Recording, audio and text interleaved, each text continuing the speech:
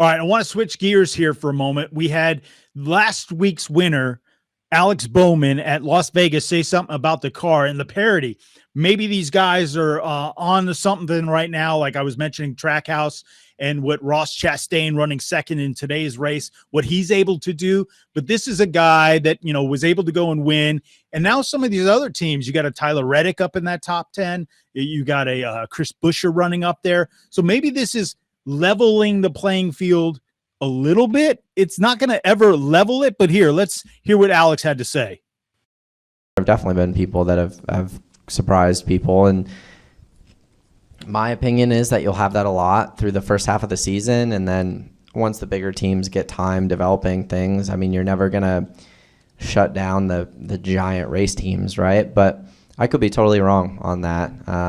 There's people way smarter than me making decisions, and it'll be interesting to see how the course of the year plays out. I mean, he's right.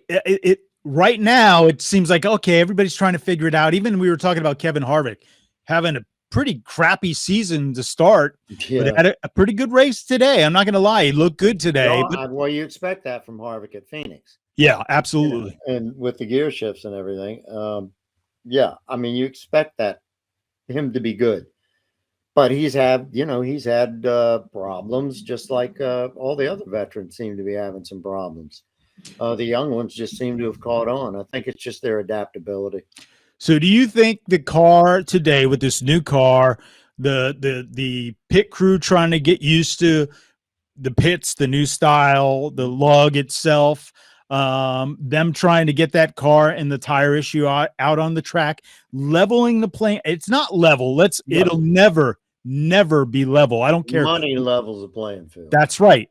And that's the difference here. But I do expect right now everybody's a little bit closer. So you got the smaller teams and the big teams. Yeah. It's like this. But once the big teams start spending the money and figuring this thing out, it's going to separate again. And that's going to be fifth or sixth race is that's just my guess. Yeah. But the one thing that you might consider leveling the field out is that the bodies and the chassis have to be straight. I mean, they no longer can stagger these things the way they used to. And that may be a completely different way of driving for some of these veterans. So for at least 5, maybe 4 races, they're going to figure this out. There's way too much money involved. It's like mini Formula One. They'll figure it out. They'll get it figured out. And money does that. Penske is going to waste no effort to make it happen. So these smaller teams better get all they can get now.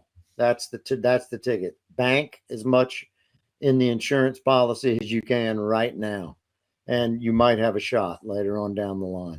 Well, that's my point. Is like right now, these guys, the younger guys, are being able to put, like you said, put some of that in the bank to get those top 10 finishes, right. Finish up, get in the top 5, and you're seeing that each and every week. I'm so impressed with Trackhouse Racing's done. That's the team that obviously came in and they bought. It's Justin Marks.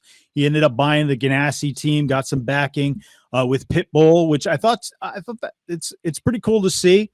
They have Daniel Suarez and Ross Chastain running with them. It's, again, the old Kurt Busch car that they had, and Ross Chastain with Ganassi. So it's pretty neat to watch those guys be able to compete with these big boys.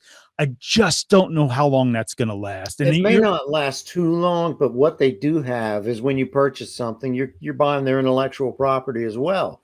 So that means all the setups, all the whatever they knew, and they knew very little about this new car. Right. But whatever intellectual property that came along with the sale has definitely benefited, that team.